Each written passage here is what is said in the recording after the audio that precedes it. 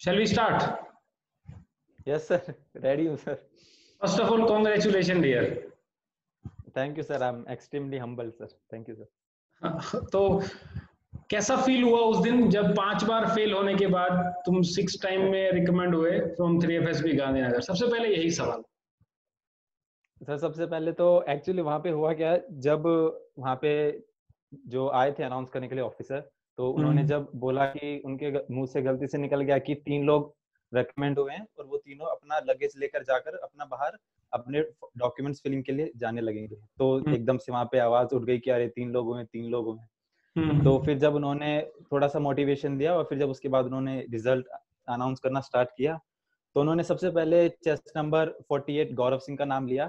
फिर उसके बाद तालियां बजने लगी। फिर उन्होंने चेस्ट नंबर 23 अजय ठाकुर का लिया, तो मुझे लग रहा है डिक्रीजिंग ऑर्डर में जा रहे हैं, इस बार भी गया। तो तालियों की आवाज चली रही थी। तो फिर उसके बाद उन्होंने चेस्ट नंबर 70 की आवाज ली, तो मुझे लगा शायद 17 बोला होगा, तो मैं बैठा रहा।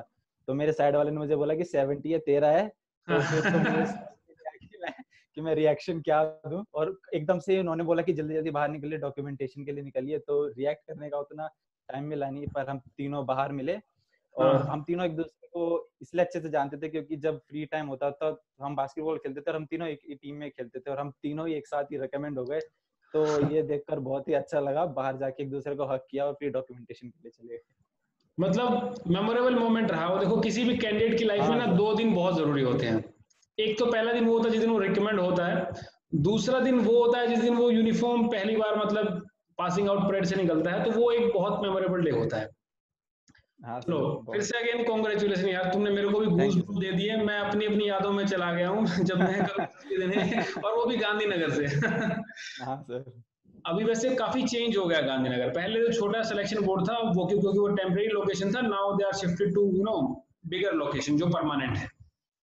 सर मेरे लिए भी इम्पोर्टेंट इसलिए था क्योंकि 4 साल मैंने वहीं चिरोड़ा कैंट में बिताए हैं, तो गांधीनगर से रिकमेंड होना मतलब मेरे लिए एक बहुत अच्छी चीज थी। बचपन की यादें हमेशा इधर से जुड़ी हुई थी। वही गुजरात वाला पार्ट। बाकी सिटी बहुत अच्छा है गांधीनगर, इज सो सिटी तो पीसफुल यार। बहुत सुंदर। Yes sir, Gandhinagar is known as a green capital of India. Yes sir, one of the best cities है जिनमें मैं आज तक रहा हूँ, तो बहुत अच्छा लगा वहीं से रिकमेंड होना। और आई होप तुम वो पत्रिका आश्रम के बारे में जानते हो यार। हाँ सर, वो सभी चीजों के बारे में तो जानते हैं सर। चलो चलो, बहुत बढ़िया। तो अब हम पूरा डिस्कशन करना है और आपको 1 to 1 बताना है, क्योंकि बहुत सारे बच्चों के मिथ्स हैं, डाउट हैं, ठीक है। वो हर बार ये बोलते हैं कि सर ये ऐसा होता है वैसा होता है। तो मैं चाह रहा था एक बार आप हर एक बच्चे को, जितने भी एस्पिरेंट में तैयारी कर रहे हैं, तो आप पूरा खुलकर बताना एक एक पॉइंट, ठीक है। हाँ तो सर। सबसे पहले ये बताओ कि आपको, आप पहले 5 बार रिपीटर हो, तो बहुत सारे बच्चे बोलते हैं कि फ्रेशर का बहुत ज्यादा अपॉर्चुनिटी होता है, रिपीटर को कम चांस मिलता है, बहुत बायस्ड होता है, रिपीटर को देख के असेसर लोग चिढ़ जाते हैं। तो ऐसा कुछ है? ऐसा तो सर देखा जाए तो ऐसा नहीं है, क्योंकि आजकल एक्सपोजर इतना है कि जो फ्रेशर बंदा भी है वो भी अच्छे से बाहर तैयारी करके आता ही है। उसके पास मल्टीपल रिसोर्सेज है, आजकल ऑनलाइन इतना कुछ अवेलेबल है। तो आजकल वो वाली बात तो मैंने नहीं देखी है कि फ्रेशर या रिपीटर में कुछ ज्यादा डिफरेंस है। हाँ, एक कॉन्फिडेंस का अलग होता है कि फेमिलियरिटी उसको होती है, पर मेरे ख्याल से क्योंकि ऑलरेडी फ्रेशर्स और रिपीटर्स के बैच अलग होते हैं, तो मेरे ख्याल से जजमेंट में तो उनकी कोई डिफरेंस नहीं होना चाहिए। हाँ, हो सकता है थोड़ा सा बायस्ड उनसे हो जाए जो एकदम फ्रेशर्स हैं, जिनका फर्स्ट अटेम्प्ट है, या फिर उनसे भी हो सकता है थोड़ा बहुत जो कभी पहले स्क्रीन आउट हुए हैं। बस इससे ज्यादा हो सकता है, बल्कि 19-20 का ही फर्क हो। मेरे ख्याल से ऐसा कोई इससे लार्ज डिफरेंस नहीं है जजमेंट में। मतलब एक चीज तो बहुत क्लियर है कि both have the equal opportunities. Yes sir, equal opportunity. Yes sir, definitely. तो सबसे पहले हम स्टार्ट करते हैं डे 1 से, ठीक है। Starting from PPDT, that is picture perception and discussion test. तुम तो पूरा अवेयर होगे उससे। ओआईआर टेस्ट के बारे में जानेंगे, ऑफिसर इंटेलिजेंस रेटिंग टेस्ट के बारे में, क्योंकि ये डे 1 होता है। तो इसके बारे में थोड़ा सा एक्सप्लेन करो कि तुम्हारे साथ क्या क्या रहा उस दिन, क्योंकि तुम्हें अभी करंटली तुम रिकमेंड हो गया तो तुम्हें सारी बातें याद हैं। तो please share your experience with us. तो सर जहाँ तक फर्स्ट डे की बात है, तो 168 की रिपोर्टिंग थी, तो उस हिसाब से उन लोगों ने फ्रेशर्स, स्क्रीन आउट और रिपीटर्स के ग्रुप डिवाइड कर दिए गए थे। तो उसके बाद जब उन्होंने सीरियल ऑर्डर में, क्योंकि काफी बड़ा हॉल है गांधीनगर का, उन्होंने टेस्ट लेना शुरू किया। तो ओआईआर टेस्ट तो मेरे ख्याल से मैक्सिमम लोग, क्योंकि आजकल बीटेक से ही हैं या हो सकते सभी सीडीएस की और इन सब की प्रैक्टिस कर रहे थे, तो ओआईआर टेस्ट को इतना हार्ड होता नहीं है कि जो उनको थोड़ा डरने की जरूरत पड़े। पर हाँ, ऑब्वियसली इंपॉर्टेंट होता है, क्योंकि पीआईक्यू के कोने में ओआईआर की रेटिंग लिखी जाती है। तो ऑब्वियसली ओआईआर टेस्ट के लिए प्रैक्टिस करके जाना मैं सभी को रेकमेंड करूंगा, क्योंकि ओआईआर टेस्ट अगर अच्छा जाएगा तो एक कॉन्फिडेंस बनता है, और वही कॉन्फिडेंस पीपीडीटी में उनका नजर आएगा। तो जहां तक पीपीडीटी की बात है, तो जो मुझे एक पिक्चर दिखाई गई थी वो यही थी कि एक सोल्जर टाइप्स खड़ा है, पीछे ट्रैफिक लाइट है और फिर आसपास लोग चल रहे हैं। तो उसके बाद एक सोल्जर, क्योंकि मैं काफी पीछे बैठा हुआ था तो मुझे क्लियरली तो इतना दिखा नहीं, पर मुझे एक सोल्जर दिखा, तो मैंने उसका एक इंसर्जेंसी से रिलेटेड बता दिया, जो एक बार आपने भी अपने उसमें चैनल में डिस्कस की थी कि इंसर्जेंसी है वो वहां। तो मैंने उसी की लाइन पे, मुझे वो स्टोरी मैंने भी प्रैक्टिस की थी, तो मैंने वही कही उसमें, क्योंकि मैंने 14-15 लाइंस लिखी थी, तो 2 लाइन एकदम अच्छे से स्टार्टिंग की थी, इंट्रोडक्शन दिया, जिसमें लास्ट की 2 से 3 लाइन मैंने एक अच्छी एंडिंग दी कि जहाँ पे एक पॉजिटिव रिजल्ट उसके एक्शन से आ रहा है, और बीच के 10 लाइन में मैंने काफी डिटेल में एक एक्शन प्लान उस बंदे के बारे में लिखा जो न्यूली उस जगह पर गया है। और फिर जब कम्युनिकेशन स्किल्स की बात आती है या फिर उसको नरेट करने की बात आती है, तो उसके लिए मैं क्या, जैसे जो ब्रेक चल रहा होता है, तो मैं अपने एक्शंस को रिपीट करता रहता हूँ कि मैंने यही एक्शंस लिखे हैं, इसी ऑर्डर में लिखे हैं, तो मैं वही मेमोराइज करता रहता हूँ, क्योंकि रिपीटर्स का नंबर थोड़ी लेट आता है फ्रेशर्स से कंपैरिजन में। तो मेरे पास वो टाइम था, मैं आराम से ऑलरेडी अपनी स्टोरी को याद कर चुका था। फिर जैसे ही सब हम लोग रूम में एंटर किए, सभी लोग बारी बारी नरेट करने लगे, तो सभी का व्यू काफी अलग था। किसी ने प्रोजेक्ट के बारे में बताया, किसी ने कि यहाँ पे एक प्रोजेक्ट है जहाँ पे रेड लाइट, मतलब ये रेड लाइट वगैरह खराब थी, तो वहां पे जाके किसी ने इन्फॉर्म किया कि ये रेड लाइट खराब है, तो बंदों ने आके उसको ठीक किया, तो उन्होंने ट्रैफिक मैनेजमेंट के दिखा। पीछे एक ब्रिज भी दिख रहा था, तो जो सिविल बैकग्राउंड से थे या जो मैकेनिकल बैकग्राउंड से थे, उन्होंने अपने फील्ड से रिलेटेड टॉपिक बनाया, तो काफी ज्यादा वेराइटी थी उस चीज में। तो हार्डली 2 से, चलो एक सुना, डिफरेंट पार्ट में हम लोग डिवाइड करते हैं, ठीक है, ताकि जो बच्चे जो, क्योंकि मेरे पास बहुत सारे डाउट मैंने नोट डाउन कर रखे हैं जो बच्चे आमतौर पर पूछते हैं, और तुम एक रिपीटर हो, तुम्हें पता है कि फ्रेशर लोगों के डाउट कैसे कैसे होते हैं, उनको तो बाल की खाल निकालनी होती है, ठीक है, क्योंकि बहुत सारे लोग एक्साइटेड होते हैं कि, और मैं तो खुद, तुम भी ये बात जानते हो, बहुत सारे लोग तो ये सोचते होंगे हे भगवान, कम से कम मैं पहली बार फेज 1 तो क्वालिफाई कर लूं, रिकमेंड होने के बारे में वो सोचते ही नहीं। तो सबसे पहले ये चीज है कि स्टोरी को लिखना कैसे होता है। 3 पार्ट में हम लोग किसी भी स्टोरी को डिवाइड करते हैं। पहला, स्टार्टिंग में 2 से 3 लाइन इंट्रोडक्शन, जैसा कि हम लोग बैच में डिस्कस किया करते थे। बीच में होता है एक्शन पार्ट, और लास्ट में होता है एक आउटकम होना चाहिए। और जहां तक मुझे लगता है कि हम कॉपी पेस्ट हमको नहीं करना चाहिए, रट्टा नहीं मारना चाहिए कि कुछ भी दिखे वही छाप दो, क्योंकि बहुत सारे लोग, आपने भी देखा होगा, बहुत सारे लोगों ने किया होगा, ठीक है ना, बहुत सारे लोगों ने यही चीज की होगी कि चलो यहाँ से कॉपी दिख रहा है, वहां से जो मैंने कुछ प्री कंसीव जो थॉट होते हैं वो लोग उसमें छाप देते हैं, जिससे क्या हो, वो पूरा का पूरा उनका ओरिजिनलिटी लॉस हो जाता है। एक बहुत सारे बच्चे मुझे ये बोलते हैं कि सर इंग्लिश बहुत ज्यादा इंपॉर्टेंट है, मतलब क्या we are looking for a Britisher और we are looking for a common man, please tell अस।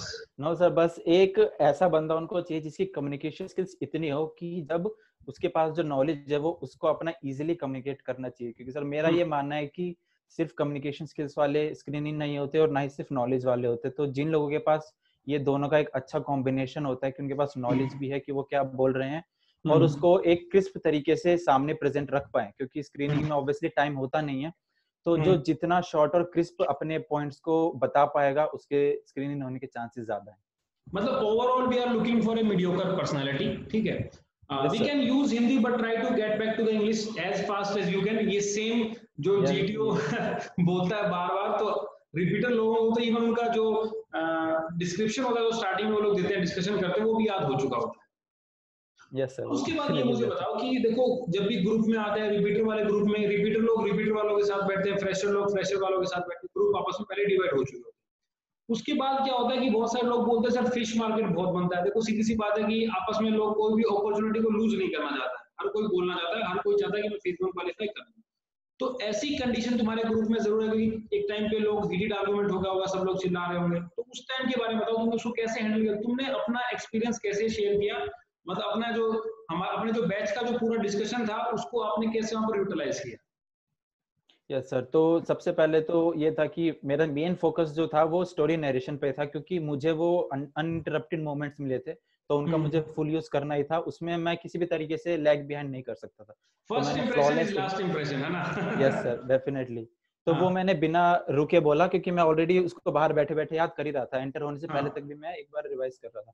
फिर उसके बाद जैसे ही लास्ट बंदे की स्टोरी खत्म होती है तो सब एकदम से हो जाते हैं, तो मुझे इतना पता था कि मुझे ना किसी को डोमिनेट करना है और ना ही किसी को जबरदस्ती चुप कराना है।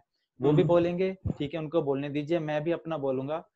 बस ये था कि उस मोमेंट का वेट करना पड़ता है कि जब आपको लोग सुने, बिकॉज ये बहुत एक इंपॉर्टेंट चीज है कि आप जो बोल रहे हैं उसको लोग सुने। तो उसके लिए थोड़ा सा पेशेंस रखना पड़ता है कि क्योंकि बीच में एक बार ऐसा आता है कि सब लोग जो भी चिल्ला रहे होते हैं वो धीरे धीरे शांत हो जाते हैं। तो बस उसी मोमेंट पे अपने 2 से 3 पॉइंट्स रखो फटाफट। और क्योंकि जीटीओज और जितने भी वहाँ पे ऑफिसर्स होते हैं वो इतने हाईली ट्रेंड होते हैं कि वो आपकी एक छोटी सी बात को भी एकदम से सुन लेंगे। तो मेरा मेन फोकस यही था कि मेरा ग्रुप अगर मेरी बात सुनता है तो ठीक है, अगर नहीं भी सुनता है तो उसका स्ट्रेस मुझे नहीं लेना है। बस मुझे इतना अपने आप को प्रेजेंट या लाउड रखना है कि जीटीओज और जो भी ऑफिसर्स असेसर्स बैठे हैं वो सुन लें। बाकी सर वो तो फिश मार्केट को तो कोई अवॉइड कर नहीं सकता है, कोई कर नहीं पाया आज तक। एक चीज और बहुत सारे एस्पिरेंट सोचते हैं कि सर ये जो फेज बना ना ये एक लक बेस है, तो is it a luck base और it is a pure hard work? नहीं सर, मैंने तो आज तक कभी ऐसा लक नहीं आजमाया। जब मैं एनडीए और टीजीसी में जब स्क्रीन आउट हुआ था तो मुझे पता था कि मेरी स्टोरी उतनी अच्छी नहीं थी और मेरा नरेशन उतना अच्छा नहीं था। पर जब मैं अपने एफकेट और सीडीएस के अटेम्प्ट्स दे रहा था तो मेरी स्टोरीज में ज्यादा इंप्रूवमेंट था और मैं कभी स्क्रीन आउट नहीं हुआ, बल्कि मैंने ऐसे बैचेस में भी स्क्रीनिंग की है कि जहाँ पर काफी ज्यादा भगदड़ मच जाती है, लोग एक दूसरे को बोलने नहीं देते, नंबर ऑफ रिपोर्टिंग बहुत ज्यादा होती है टेक्निकल एंट्रीज में, राइट ना? Yes sir, yes sir. तो प्योरली मेरा तो यही मानना रहा है कि सर नॉलेज और कम्युनिकेशन दोनों का एक मिक्स होना चाहिए और जीटीओस हमारी बात पक्का सुनेंगे अगर हम अच्छे तरीके से प्रेजेंट कर सकते हैं। मतलब ग्रुप डिस्कशन में भी एक मोमेंट ऐसा जरूर आता है जहां पर हर कैंडिडेट को एक मौका मिलता है, बस डिपेंड करता है वो कैंडिडेट उस टाइम पे कैसा परफॉर्म कर रहा है। मतलब मेन बात वही होगी कि मौके पे चौका कौन मार रहा है। अलर्ट रहना है सर, काफी अलर्ट रहना है। और यस सर, और ये भी है कि दूसरों के पॉइंट्स भी एक्नॉलेज करने, क्योंकि मैंने देखा था जिन बंदों के मैं पॉइंट्स एक्नॉलेज करता था मुझे उनसे रिस्पांस मिलता था जब मैं अपने पॉइंट्स देता था। तो दूसरों को भी इंपॉर्टेंस देना उतना ही जरूरी है जितना हम चाहते हैं कि हमारी बात सुने। मतलब आई कांटेक्ट को मेंटेन करना बहुत जरूरी है। Yes sir. अपने हैंड जेस्चर को मतलब अपना कंट्रोल में करना बड़ा जरूरी है। और सीधी सी बात है, अगर हम किसी के पॉइंट सुन रहे हैं तो डेफिनेटली बात है वो लोग भी आपका पूरा पॉइंट सुनेंगे। क्योंकि एयरफोर्स में क्या होता है, जब भी रिटन इंटरव्यू तुम जाते हो एफकेट में या सीडीएस में, they will give you ample amount, मतलब तुमको टाइम पूरा मिलता है कि ये नहीं होता कि चलो फटाफट निपटाया और खत्म कर दिया, ऐसा कुछ भी नहीं। तो आप अपनी तरफ से क्या टिप्स देना चाहोगे? कि वैसे टिप्स एंड ट्रिक्स तो कुछ होता नहीं है क्योंकि बहुत सारे लोग ऐसा बोलते हैं टिप्स एंड ट्रिक्स, ठीक है, तो तुम्हारा एक एक्सपीरियंस के अकॉर्डिंग अगर कोई लड़का जा रहा है, रिपीटर जा रहा है, कोई फ्रेशर जा रहा है, तो फेज 1 के लिए आप उसको क्या एडवाइस देना चाहोगे? तो फेज 1 के लिए सबसे पहले तो मैं यही एडवाइस दूंगा कि अपना OIR टेस्ट अच्छे से दे, क्योंकि उससे कॉन्फिडेंस इनबिल्ट डेवलप होगा ही होगा और वो आगे जाके स्क्रीनिंग में आगे जाके जब पीपीडीटी होगा तो उसमें हेल्प करेगा। फिर उसके बाद जब पीपीडीटी की बारी आती है तो अगर जो भी, क्योंकि मेरा ज्यादा एक्सपीरियंस एयरफोर्स के लिए रहा है, तो मैंने एयरफोर्स में देखा कि एयरफोर्स में किसी भी तरह का ऐसे ज्यादा किसी को डोमिनेट करने की नीड है नहीं। तो अपना आराम से अपनी स्टोरी को जब आपको मौका मिले उसको अच्छे से यूटिलाइज करे, और वो जो फिश मार्केट बनता है वो बनना ही बनना है, वो एकदम इनएविटेबल है, उसको कोई रोक नहीं सकता है। तो बस अपना ये कि अपना बोलते रहे, किसी को डोमिनेट ना करे, किसी पे हावी ना हो और ना ही किसी को अपने ऊपर होने दे, एक दूसरे को एकदम म्यूचुअल रिस्पेक्ट से बात करे। क्योंकि अगर कोई अपना पॉइंट दे रहा होगा और आप उसके पॉइंट को सुनोगे तो एक मोमेंट ऐसा आएगा कि वो आपके पॉइंट को सुनने का ही सुनेगा। तो मैं सब लोगों से ये कहना चाहता हूँ भी, जितने लोग भी जाने वाले हैं एसएसबी को, कि तुम भी जान रहे हो भी एफकेट बहुत सारे बच्चों का क्लियर हो गया, तो सब लोग अपना वेट कर रहे हैं। और ये तो कोरोना के कारण वो लोग एसएसबी देने, मतलब उनको डेट जो लोग वो डेट उनका मिस हो गया, तो soon they will get new date. तो मैं उन सबको ये कहना चाहता हूँ भाई, it's all about your hard work, it's all about your patience, and a good leader is not like कि तुम बोलते रहो, हमेशा एक लिसनिंग पावर भी एक लीडर के अंदर होनी चाहिए। ठीक है, आप इन्फ्लुएंसिंग करना सीखो, अच्छा कम्युनिकेशन स्किल डेवलप करो। आई थिंक मिरर प्रैक्टिस करके भी, अखबार पढ़ के, बहुत सारे तरीके हैं जो तुम ला सकते हो, अपने अंदर इंप्रूव कर सकते हो। और यहाँ पर आप तुम भी देख लो, ये भी तुम्हारे साथ ही है, बिल्कुल सेम है। कोई इसके पास ऐसा कोई 30 मार्क का टैग नहीं है, ठीक है, ना ही इसके फादर कोई एयर वाइस मार्शल है भाई, ठीक है, मतलब एक मीडियोकर फैमिली बैकग्राउंड से। और स्ट्रगल आप भी देख रहे हैं, 5 बार फेल होना, ठीक है, एनडी एंट्री से फेल होना, सीडीएस से फेल होना, कितना पेनफुल होता है। और फाइनली जहां पे आपने अपना बचपन स्पेंड किया और वहीं से रिकमेंड होना, और I am quite damn sure कि ये मेरिट लिस्ट में आने वाला है। एंड हम इससे मेडिकल के भी डाउट सारे क्लियर कराएंगे आपके, तो एक बार ओवरऑल पूरा परसेप्शन जान लेते हैं, ठीक है। तो ये तो अपना फेज 1 का पार्ट पूरा हो गया। Now we are moving on the phase 2 के ऊपर। तो तुम कितने स्क्रीन आउट हुए, कितने स्क्रीन हुए, बताना जरा। सर 168 या 170 के अप्रोक्सीमेटली लोग आए थे, तो हम गांधीनगर में 72 स्क्रीन इन हुए थे और मुझे चेस्ट नंबर 70 अलॉट हुआ था। ओके, दूसरी बात, डॉक्यूमेंट जो उन्होंने चेक किया होगा, आई होप टेबल पे उन्होंने डॉक्यूमेंट चेक पूरा कर लिया होगा। वैसे भी गेट पे रिपोर्टिंग के टाइम पे वो बोला था कि ये डॉक्यूमेंट होना चाहिए। ऐसे कुछ ना कुछ केसेस हर बार आते हैं जो कुछ ना कुछ डॉक्यूमेंट लाना भूल जाते हैं, उनको फिर वापस भेजना पड़ता है। आई होप सो तुम्हारे वाले बैच में ऐसा कुछ हुआ था क्या? सर इस वाले में तो नहीं हुआ, पर जब मैं वहां पे गया हुआ था, मैसूर में गया था, तो वहां पर थे जिनको वापस अगली डेट दी गई थी उन्हें, उनके रिक्वेस्ट करने पर, तो वो शायद अगली डेट में आए होंगे, क्योंकि वो आई उनके पास थिंक प्रोविजनल सर्टिफिकेट नहीं था। हाँ, डॉक्यूमेंट वगैरह तो सब कुछ आपके कॉल लेटर के अंदर लिखा ही होता है, फिर भी लोग उसको भूल यस जाते सर, हैं। तो यस मेरा सर। सब लोगों से रिक्वेस्ट है भाई, एक बार बैक करने से पहले अपने डॉक्यूमेंट को जरूर वेरीफाई रीचेक कर लें कि जो डॉक्यूमेंट वहां पे रिक्वायर्ड है वो आपके पास है या नहीं। ठीक है, ऑलराइट। अब बात करते हैं, उसी दिन आपका शाम को फेज 2 था, साइक टेस्ट उसी दिन था। Face to face psych okay, test और पीआईक्यू फॉर्म फिलिंग उसी पीआईक्यू दिन फॉर्म था। फिलिंग उसी दिन था। तो पीआईक्यू फॉर्म की रिगार्डिंग तो हम लोगों ने बैच में काफी हद तक प्रैक्टिस भी की थी, क्या भरना है क्या नहीं भरना है, ठीक है, क्या क्या उसके अंदर होना चाहिए। एक ओवरऑल एक अट्रैक्टिव पीआईक्यू होना चाहिए, लेकिन वही बात है कि action speak louder than words. तुम पूरा उसको फिल कर दो, लेकिन तुम्हारे पास वो क्वालिटी नहीं है तो किसी काम का नहीं। अंडरस्टैंड? तो make sure that be yourself. तो अब साइक टेस्ट का एक्सपीरियंस थोड़ा शेयर करो तुम। ठीक है सर, साइक टेस्ट के लिए जो वो अन अकेडमी पर रिटर्न की कोचिंग लेने से पहले मैं दूसरी जगह जहाँ पर मैंने कोचिंग ली थी, वहाँ पे जो हमारे मेंटर थे उन्होंने एक चीज मुझे सिखाई थी, वो थी उनका केस स्टडी का तरीका। तो उसमें ये था कि सबसे पहले एक पेज लिया, उस पे 10th, क्योंकि ग्रेजुएट एंट्री का 10th से शुरू होता है और जो एनडीए जानेंगे उनका 8th स्टैंडर्ड से शुरू होता है, जो पीआईक्यू फॉर्म फिलिंग में डिटेल्स होती है। तो उसमें मैंने पहले अपना 10th लिखा, और 10th क्लास का मुझे जितना कुछ भी याद था मैंने अपना सब कुछ लिख दिया। और वैसे ही 11th 12th मेरा ड्रॉप ईयर भी था, तो मैंने ड्रॉप ईयर के बारे में भी अच्छे से लिखा। First year, second year, third year, fourth year, और जॉब कर रहा था तो मैंने जॉब के बारे में भी लिखा। तो इसमें मुझे अप्रोक्सीमेटली 4 से 5 दिन लग गए।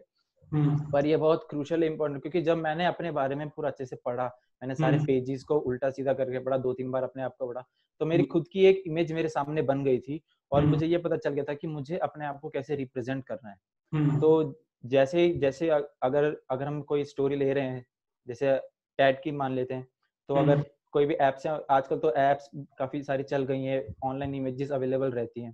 तो मैं क्या करता था, एक इमेज ली, उस पे मैं 3 थीम्स बनाता था, और वो थीम्स कहीं ना कहीं एक तो वो ऑब्वियसली मुझे थोड़ा सा सोचने पे मजबूर करेंगी, तो मेरी सोचने की क्षमता बढ़ेगी, और वो मेरी उस केस स्टडी से ही कहीं ना कहीं रिलेट होती थी कि मैंने अपनी लाइफ में ये किया, तो मैं इसको यहाँ इनपुट अपना कर सकता हूँ। मतलब तो एक ऐसे ही मैं लाइफ ऑलमोस्ट एक्सपीरियंस से मैच होती है वो, है ना?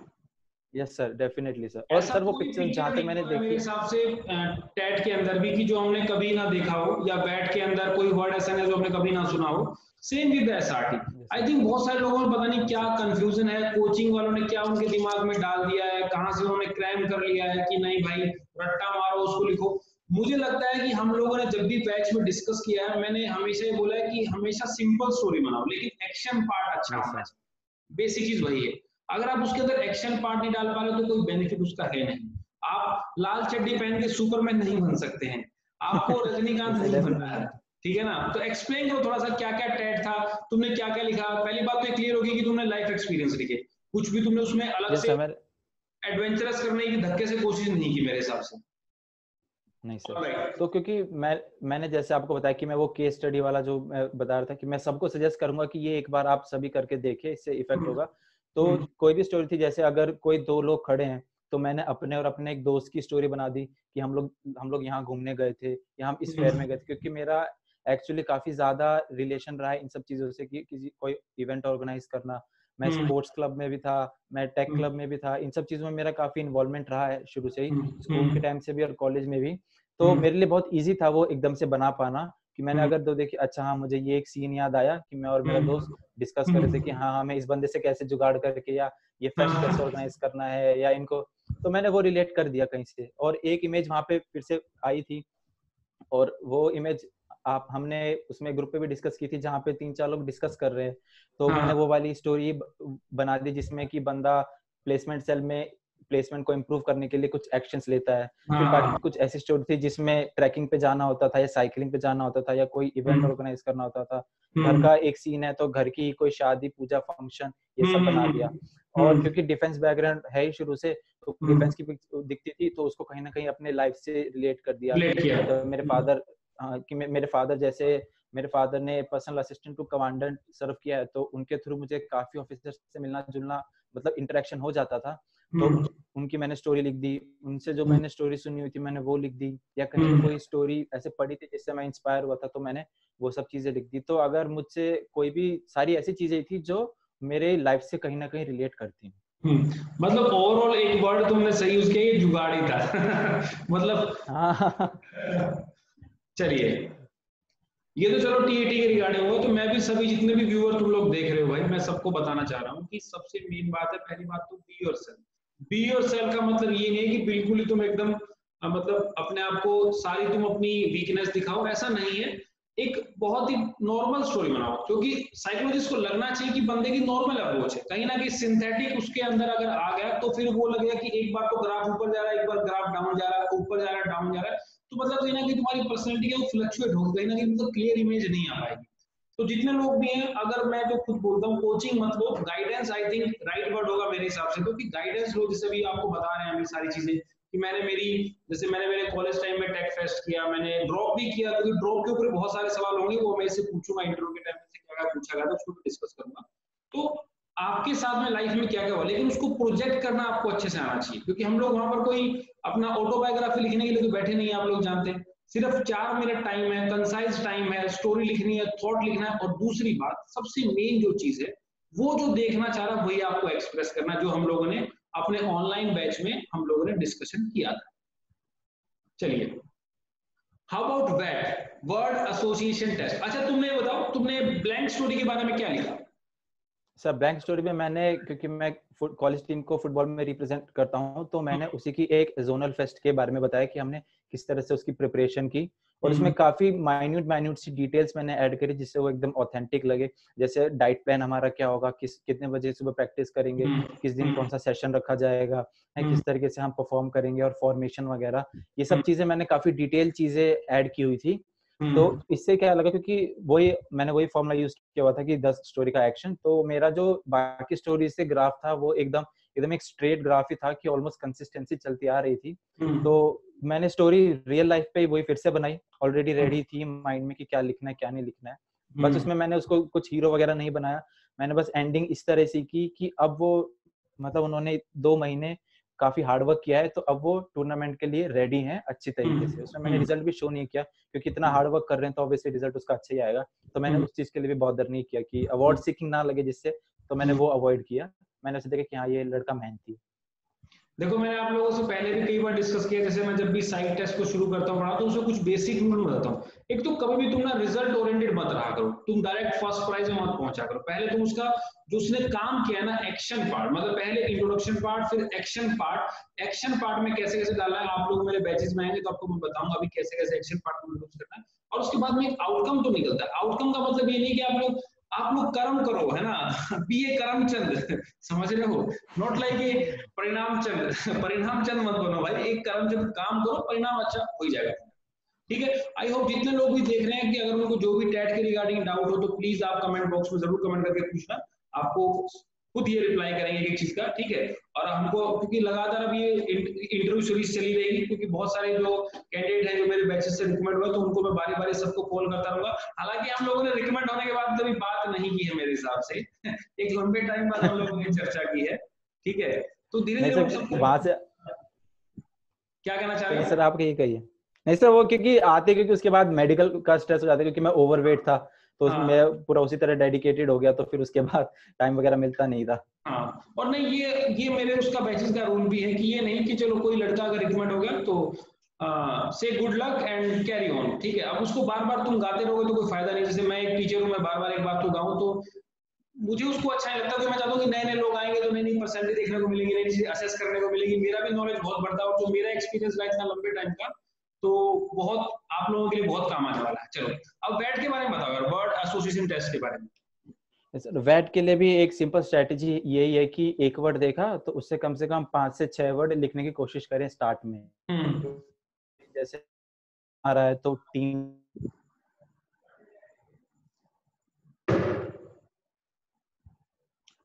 आई थिंक थोड़ा सा कनेक्शन लग रहा है मुझे, हिल सा गया। अभी ऑडियो आ रही है सर मेरी? हाँ, now Audible, okay, Audible sir? Carry on, ठीक, कैरी ऑन। तो सर सबसे पहले यही स्ट्रेटेजी थी कि स्टार्टिंग में जैसे दिक्कत होती है कि क्या बनाए क्या नहीं, तो सबसे पहले एक वर्ड लिया और उससे हमने 5 से 6 वर्ड बनाने की कोशिश करी। तो वो 5 से 6 वर्ड, जब टाइमिंग की मैं इतनी चिंता उस स्टार्टिंग में नहीं करता था, क्योंकि मेरा ये था कि अच्छे वर्ड्स आने चाहिए जो कहीं ना कहीं मेरी लाइफ से रिलेट लगे। तो सोल्जर होगा तो सोल्जर से मैंने अपने फादर या फिर सोल्जर्स की किसी की स्टोरी के बारे में बता दिया कि हाँ ये एक बहुत फेमस सोल्जर थे, या इनके बेबी के किस्से काफी अच्छे थे। या जैसे अगर अर्थ के बारे में आया है तो एनवायरनमेंट के बारे में बता दिया कि प्लास्टिक अर्थ के लिए काफी खतरा है, या फिर हमें प्लास्टिक कंजर्व करना चाहिए। तो कुछ कुछ वर्ड्स ऐसे थे जिनमें मैं वर्ड्स डायरेक्ट नहीं यूज करता था, मुझे जो उससे रिलेट होता था मैं वो बना देता था। तो कुछ कुछ वर्ड्स ऐसे होते थे जिनका मैं डायरेक्ट यूज कर लेता था। तो ये सब चीजें ही मैंने फॉलो की। मैंने ज्यादातर ट्राई किया कि वर्ड मेरे ही लाइफ से कहीं रिलेट हो, और मेरी कोई हॉबी है। सर वेट तो मैंने अप्रोक्सीमेटली शायद 55 के आसपास कर लिए थे। आई थिंक मैं सबको बोलना चाहूंगा भाई, जो लोग एसएसबी देने जा रहे हैं प्लीज प्रैक्टिस जरूर करें, क्योंकि practice makes a man perfect. ये बिल्कुल गलत कहावत है। अपने वाली कहावत बताओ क्या होती है? सर प्रैक्टिस से तो ऑब्वियसली इंप्रूवमेंट आता है, ये परफेक्ट तो शायद नहीं बनते, पर हाँ ये कि अगर अच्छी प्रैक्टिस करेंगे, practice makes a man permanent. हाँ हाँ सर, तो परमानेंट वाली बात है। तो वर्ड्स सभी की लाइफ से, कोई अगर मैं किसी को फोर्स तो नहीं करूंगा कि मेरे ही वर्ड्स लिखो, पर ये कि जो उनके दिमाग में आता है स्टार्टिंग में वो लिखना स्टार्ट करे।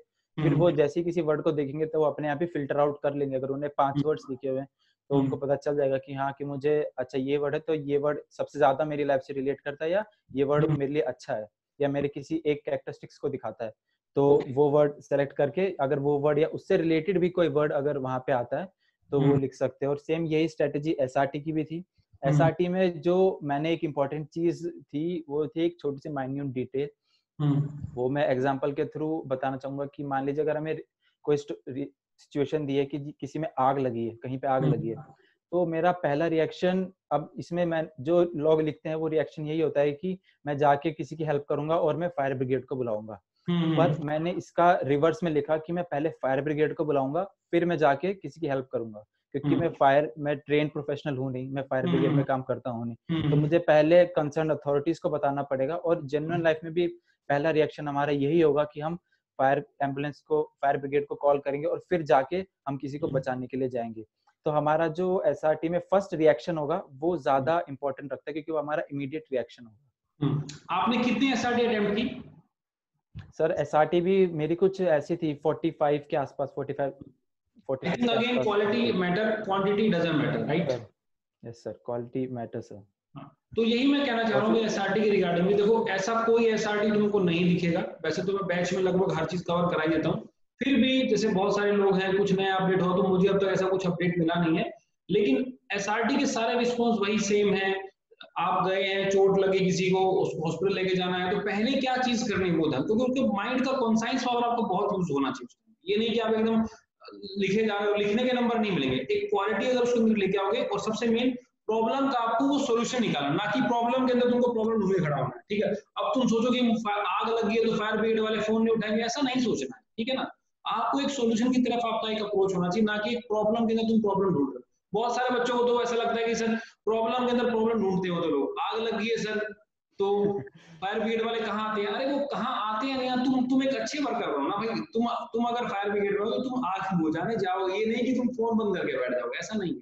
ठीक है, चलिए ये तो हो गया एसआरटी। सर एसआरटी में एक सजेशन और देना चाहूंगा कि जब कोई प्रैक्टिस कर रहा होगा तो किसी भी एसआरटी को सीधा पढ़ के ना वो आंसर करे, उस एसआरटी को कम से कम 2 से 3 बार पढ़े, क्योंकि अभी तो प्रैक्टिस, जब वो प्रैक्टिस में है तो कोई टाइम बाउंडेशन नहीं है। तो किसी भी एसआरटी को 2 से 3 बार पढ़े, क्योंकि कई बार एसआरटी में ही सॉल्यूशन छिपे हो सकते हैं। तो ये चीज, या कोई हिंट छिपा हो सकता है। तो वही चीज है कि आप ध्यान से पढ़िए कि I think SSB is a game of words. मेरे हिसाब से जो भी बैट भी वर्ड्स, ये साइक भी क्या वर्ड, ये सब कुछ वर्ड है, जो मुंह से बोलो वो भी क्या वर्ड है। तो चूज योर वर्ड वाइजली। ठीक है, जब भी आप सॉल्यूशन लिखे तो बैट के अंदर मैं बता रहा हूँ टाइम बहुत कम होता है। You have to write down short and crisp sentence. Same in the case of SRT, write down short sentences but make sure that is very productive. Not like कि एक लाइन लंबा लिख दो, इतना टाइम तुम्हारे पास नहीं होगा, क्योंकि एटलीस्ट एक रिपीटर कैंडिडेट को भी मुझे लगता है ये कम से कम 45-50 तो एक बच्चे को अटेम्प्ट करना ही चाहिए एटलीस्ट। अब ये नहीं कि तुम 30 करके आ गए, एनडीए वाले स्टूडेंट तुम नहीं हो, एनडीए वालों के लिए फिर भी चलेगा, लेकिन तुम लोगों के लिए नहीं चलेगा। ठीक है, ऑलराइट। अब तुम बात बताओ सेल्फ डिस्क्रिप्शन के बारे में। SD. What your parents think about you, your teachers think about you, your colleagues think about you, what you think about yourself, and what kind of person you want to become. यही 5 question आते, explain करो. Yes sir. तो sir जब SD को लिखने के लिए मैंने जो स्ट्रेटजी यूज की थी वो ये थी कि 5 लाइन का अपना किसी भी एक टॉपिक के बारे में लिखना है. 4 लाइन जो होनी चाहिए वो मेरी अच्छी क्वालिटीज होनी चाहिए, और एक क्वालिटी मेरी ऐसी होनी चाहिए जो इतनी अच्छी ना हो या मेरी पॉजिटिव नेचर ना दिखाता हो. तो जैसे अगर कोई फ्रेंड्स के बारे में मुझसे पूछेगा कि what your friends think about you, तो मैं लिखूंगा कि मेरा हेल्पिंग नेचर है, मैं काफी हंसी मजाक वगैरह करता रहता हूँ. किसी को भी अगर किसी को मुझसे सजेशन चाहिए होता है या मेरी हेल्प चाहिए होती है तो मैं सभी के लिए हमेशा रेडी रहता हूँ और एक अच्छी वाइब क्रिएट करके रखता हूँ. पर उसके साथ साथ मैंने एक चीज और नीचे लिखी कि मैं दोस्तों पे प्रैंक्स वगैरह काफी करता हूँ, या लेग पुलिंग वगैरह काफी करता हूँ, जो नॉर्मल वे में सभी लड़के सभी आपस में करते ही हैं. तो ये एक चीज मैंने लिखी कि कई बार उनको बुरा लग जाता है, तो मैंने ये कि मेरे दोस्तों को कई बार मेरी लेग पुलिंग या मेरे प्रैंक्स पसंद नहीं आते. तो सिमिलरली पेरेंट्स के बारे में भी मैंने ऐसे ही लिखा कि पेरेंट्स, क्योंकि जैसे पेरेंट्स ने मुझे एक रिस्पॉन्सिबल सन समझा हुआ है, मेरा फैमिली में कंट्रीब्यूशन है क्योंकि मैं जॉब कर ही रहा था. मेरे पेरेंट्स देखते हैं कि मैं किस तरीके से जॉब से आने के बाद भी SSB की पढ़ाई करता रहता था या रिटर्न की तैयारी करता रहता था. तो ये उनको लगा. पर ये है कि जैसे मैं अपने दोस्तों के साथ काफी ज्यादा टाइम स्पेंड करता हूँ, क्योंकि दिल्ली एक ऐसी जगह है जहाँ घूमने फिरने को बहुत चीजें हैं. तो मैं दिल्ली में घूमता फिरता हूँ, तो मेरे पेरेंट्स को ये चीज नहीं पसंद कि कई बार मैं काफी दोस्तों के साथ घूमता फिरता हूँ. तो ऐसे ही मैंने हर एक चीज में निकल के आ रही थी आपके आंसर में, सीधी सी बात यही है. Yes sir. कुछ लोग अपने आप को तो बहुत ऐसे मानते हैं, आई एम रिस्पांसिबल हाउ, देखो इसने प्रूव किया. यहाँ पर ये जॉब के अंदर है तो कंट्रीब्यूट तो कर ही रहा है, सीधी बात है. मतलब action speak louder than words. कहने से मैं कह दूं I am so determined, I am so courageous, how मैं कैसे मानूंगा ये बात? यस और नो?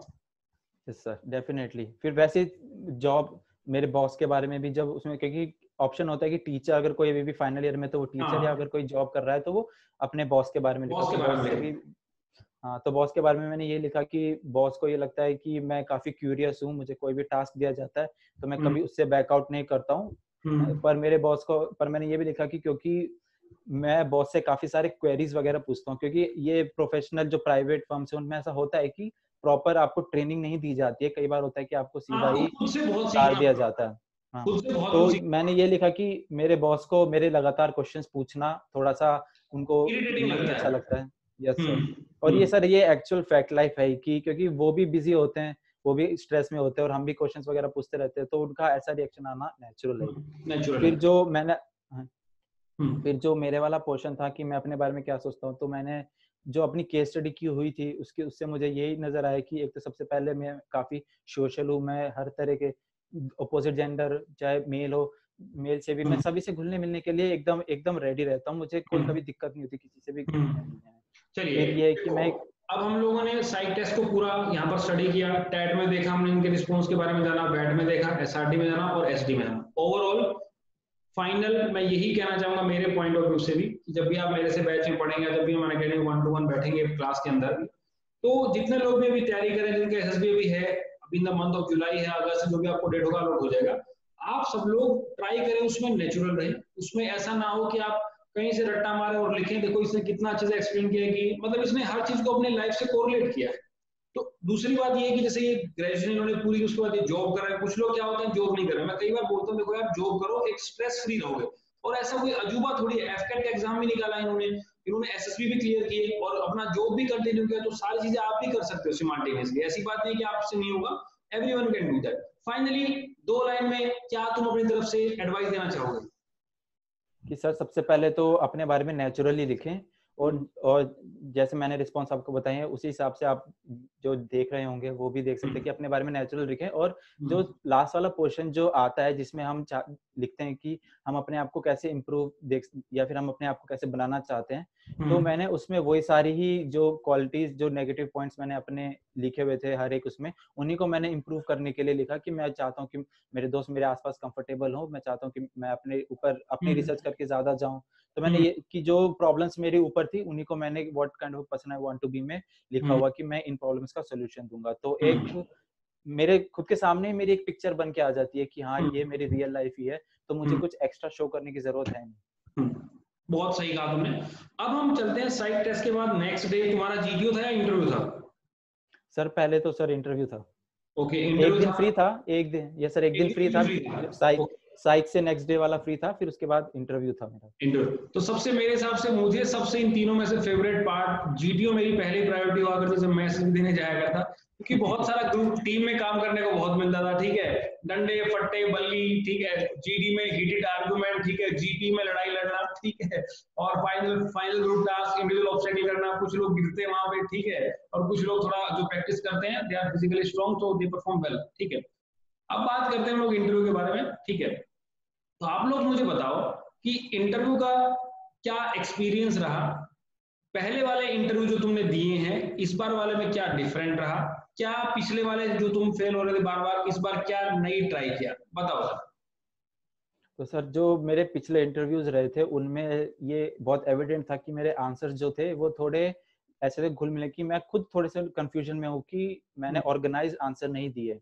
तो धीरे धीरे जैसे जैसे मुझे पता चलते गया कि मेरे आंसर सही नहीं है, वो एक दो बार रिजेक्ट होने के बाद ही पता चला कि मेरे जो इंटरव्यू के आंसर्स हैं वो इतने करेक्ट नहीं है जितना मुझे लगता है या जितने मतलब मेरे खुद होने को चाहिए। रियलाइज होता है ये बात, है ना? यस सर, खुद को बहुत रियलाइज सारे होता है। लोग सोचते हैं कि हम मैं ऐसे बोल दूंगा, मैं ऐसे बोल दूंगा, सामने वाला बेवकूफ नहीं है, हाईली ट्रेन्ड पर्सन है, आप उसको बेवकूफ नहीं बना सकते। अब मैं तुमसे इंटरेक्ट कर रहा हूँ, ठीक है, जब तक मेरे अंदर गट्स नहीं होंगे तब तक मैं आपको इन्फ्लुएंस नहीं कर पाऊंगा। इसीलिए इंटरव्यू के बारे में बार बार ये मैं बैच के अंदर भी डिस्कस कर रहा था कि इंटरव्यू आपके ऊपर डिपेंड है, आप कैसा दिलवाना चाह रहे हो।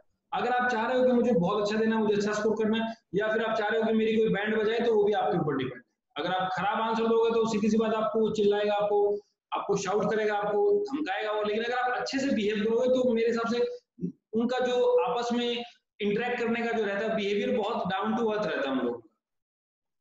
यस सर, तो सबसे पहले जो मैं सभी को रेकमेंड करना चाहूंगा वो ये है कि जो भी लोग अपने सर्टिफिकेट्स लेकर जा रहे हैं उसको एक ऐसे ऑर्डर में लगाएं कि प्रेजेंट के सर्टिफिकेट्स ऊपर होने चाहिए और जैसे जैसे आपका पास्ट आता जाता है तो पास्ट के सर्टिफिकेट्स नीचे। मैं हमेशा ऐसे ही रखता था। और जैसे मेरा मेजर स्पोर्ट्स था तो मेरे स्पोर्ट्स के सर्टिफिकेट सबसे ऊपर रहते थे। फिर उसके बाद मेरे जो भी मैं ऑर्गेनाइज वगैरह करता था, टेक फेस्ट हो, कल्चरल फेस्ट हो, इन सब चीजों के सर्टिफिकेट्स और एक दो जो मेरे पास एकेडमिक्स के थे वो सर्टिफिकेट सबसे लास्ट में थे। तो उससे एक रफ आइडिया उनको अपने आप ही लग जाता है। और सबसे ऊपर मैंने अपना वो सर्टिफिकेट रखा हुआ था जो मैंने ट्रेनिंग की हुई थी। तो वो क्योंकि मैं ऑब्वियसली मेरा टेक्निकल क्लियर था तो मैं उसको चाहता था कि वो चीज उनकी नजर में रहे कि यहाँ की मेरी सबसे मेजर। Yes sir. और पीआईक्यू फॉर्म तुमने फिलअप किया, पूरा अच्छे से मैनेज किया, और डॉक्यूमेंट तुम्हारे साथ हो गए पूरा। आई थिंक एक रिपीटर के लिए सबसे पहले सवाल ये होता है कि बताओ भाई लास्ट टाइम ऐसा क्या गलती थी, इस बार क्या इंप्रूव करके आए हो, बताओ सर। Yes sir. तो उसमें मैंने यही सारी चीजें बताई जो मैंने अभी भी शेयर की कि मेरे आंसर्स सही अच्छे नहीं हुआ करते थे मेरे। तो मैं उनको बताया कि मेरी जो प्रेजेंटेशन थी वो उतनी अच्छी नहीं थी जितनी मुझसे एक्सपेक्टेड है, क्योंकि मेरा डिफेंस बैकग्राउंड है और क्या मैंने ग्रेजुएशन की हुई है, बीटेक है। तो एक लेवल ऑफ मैच्योरिटी जो मेरे आंसर्स में एक्सपेक्टेड थी वो शायद उस वक्त आंसर्स में नहीं थी। और मैंने अपने आंसर्स को शॉर्ट और क्रिस्प रखा, अपने ज्यादा आंसर्स को घुमाने की कोशिश भी नहीं की।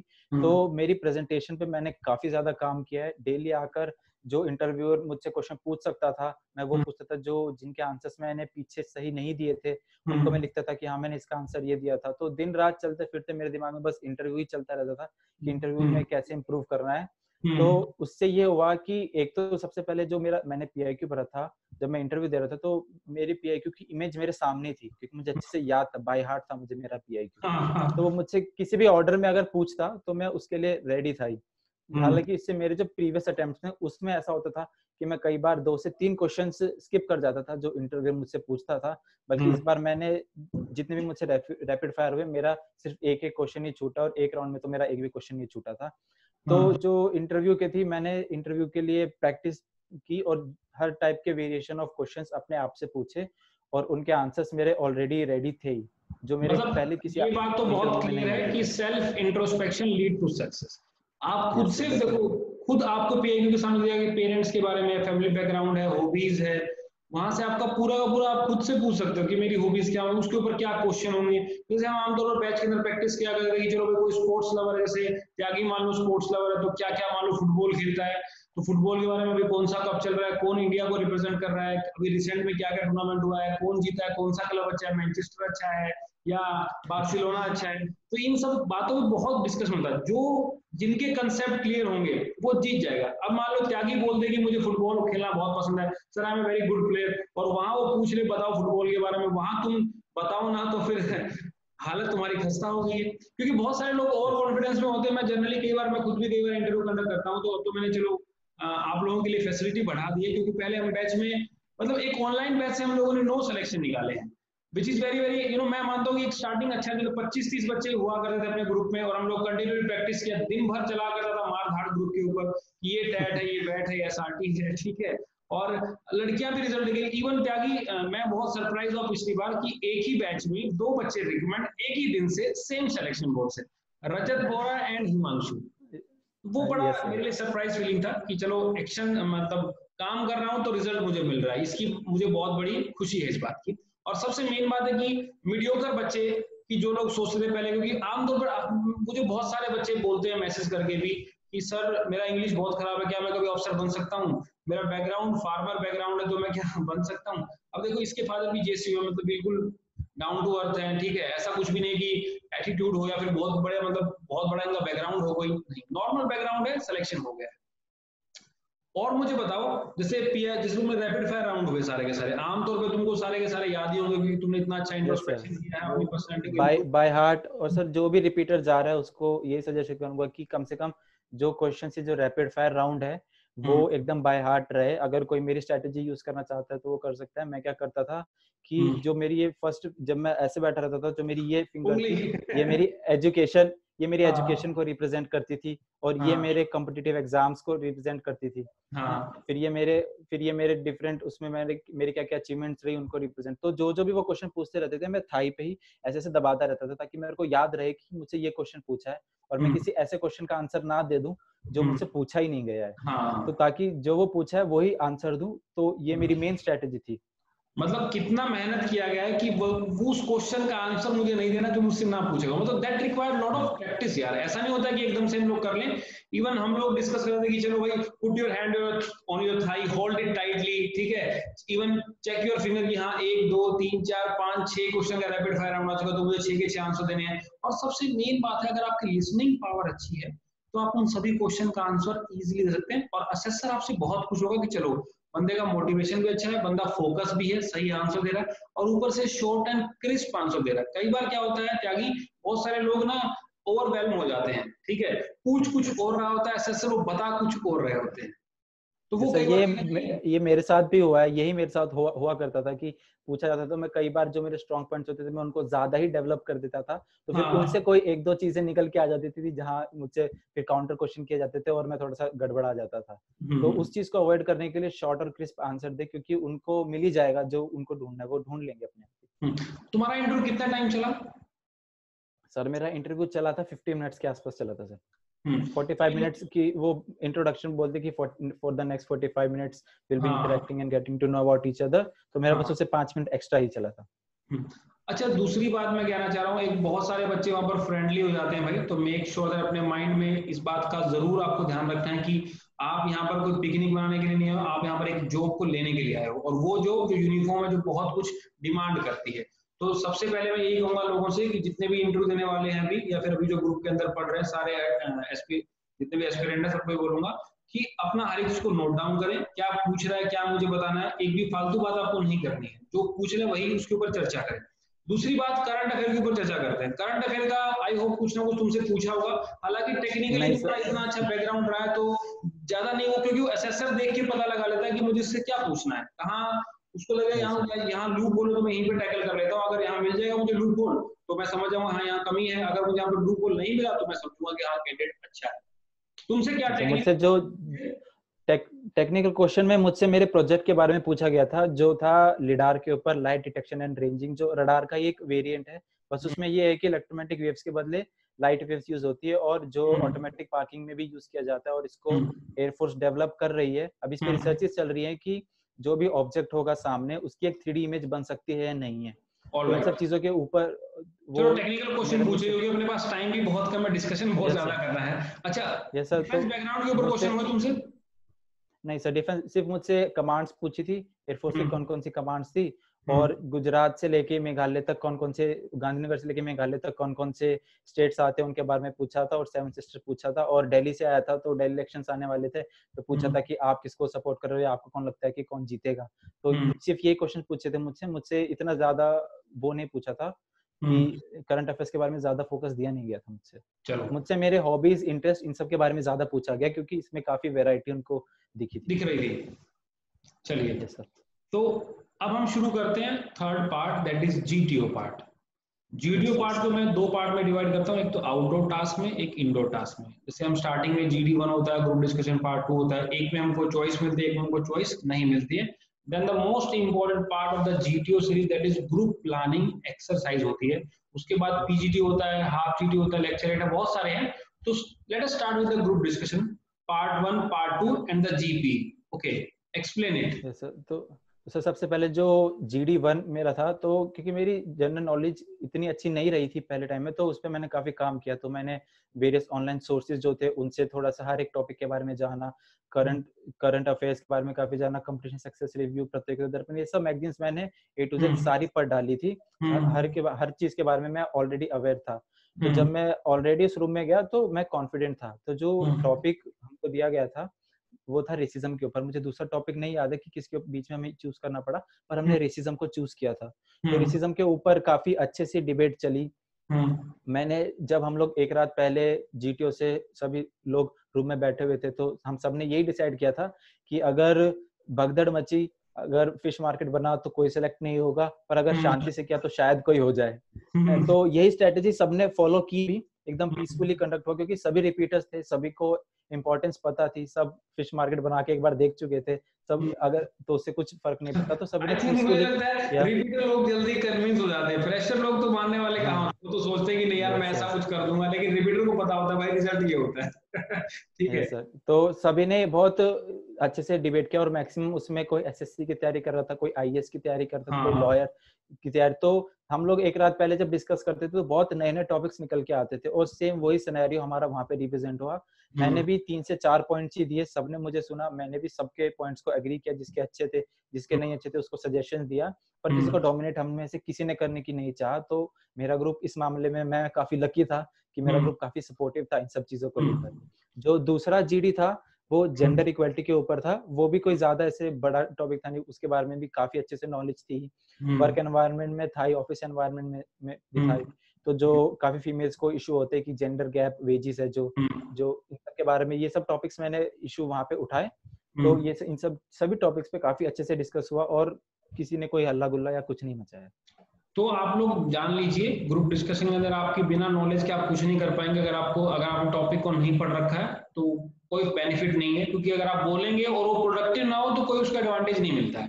मतलब बोलने का सिलेक्शन, मतलब ग्रुप डिस्कशन में क्या होता है, it's just like a basic exchange of views होता है। ठीक है, वहां पर चिल्लाना नहीं होता, अपने थॉट रखने पड़ते हैं उसके ऊपर कि मेरे विचार इस टॉपिक के ऊपर ये है। मतलब ये नहीं है कि आप टॉपिक, कोई मान लो इंडो यूएस चल रहा है, फिर कोई मान लो रेसिज्म चल रहा है, उसके ऊपर आपको नॉलेज ही नहीं है और आप ऐसे ही दिस दैट किए जा रहे हो, तो कोई उसका बेनिफिट आपको नहीं मिलेगा। सबसे मेन बात है कि आप किसी भी टॉपिक का डेप्थ नॉलेज आपको होना चाहिए। जैसे अभी बताया त्यागी ने कि उसने PD को पढ़ा, मैं आमतौर पर खुद भी रिकमेंड करता हूँ। आप लोग अनअकैडमी के लेक्चर्स को देखिए, हम लोग बहुत मेहनत कर रहे हैं अनअकैडमी के ऊपर भी, आप लोगों के लिए कि ऑनलाइन मीडियम से हम लोग अगर रिकमेंडेशन दे रहे हैं तो मान के चलना कि कितना मेहनत हम लोगों ने की होगी वहां पर आपस में मिलकर। हालांकि मैं इससे आज तक कभी नहीं मिला हूँ, ये भी मुझसे अभी तक नहीं मिला, और बहुत सारे लोग हैं जो कोई साउथ से है, कोई डाउन साउथ से है, कोई ईस्ट से है, कोई वेस्ट से है, तो इतना इंटरेक्शन नहीं हुआ था। लेकिन फिर भी हम लोगों ने रिजल्ट अच्छा दिया, जस्ट बिकॉज करंट अफेयर आपको प्रोवाइड करा रहे हैं अनअकैडमी के ऊपर, आपको GD टॉपिक हम लोग प्रोवाइड करा रहे हैं, आपको बता रहे हैं कैसे क्या परफॉर्म करना है। तो आप लोग रेगुलरिटी के साथ अगर आप मेहनत करोगे तो घर बैठ के भी, क्वारंटाइन के टाइम पर भी क्या अपने सिलेक्शन को आप मजबूत कर सकते हैं। चलिए अब बात करते हैं GP के बारे में। त्यागी,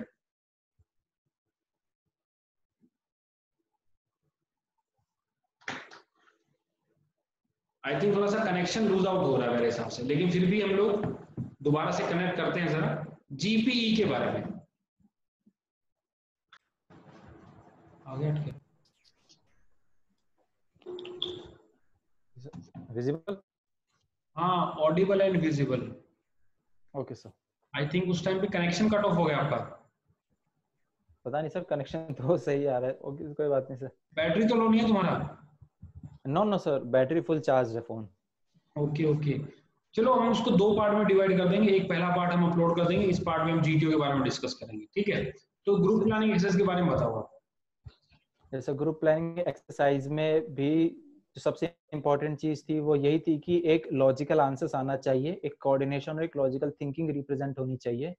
तो उसके लिए जैसा हम लोग काफी डिस्कस करते थे कि किस तरीके से, क्योंकि सभी जो जीपी होती है उनमें कॉमन पैटर्न एक यही होता है कि मेजर प्रॉब्लम होगी जिसको हमें प्रायोरिटी देना होगा, फिर दूसरी है कि कोई एक उससे छोटी प्रॉब्लम होगी जिसमें जैसे बॉम्बिंग वगैरह होती है, रॉबरी वगैरह होती है, ये जो सेकंड लेवल की होती है, फिर एक तीसरी प्रॉब्लम होती है, फिर एक छोटी सी माइनर प्रॉब्लम होती है, और एक फिफ्थ टास्क जो होता है वो जो हमारा खुद का है कि जैसे हम कोई एनसीसी कैंप जा रहे हैं, किसी टूर्नामेंट में जा रहे हैं, मतलब किसी जिस काम शादी के में लिए जा आप रहे हैं। निकले हो, you have to accomplish that job. Suppose you have to yes reach sir. 8 PM in your sister marriage, then make sure that you have to by 8 pm you have to reach your destination।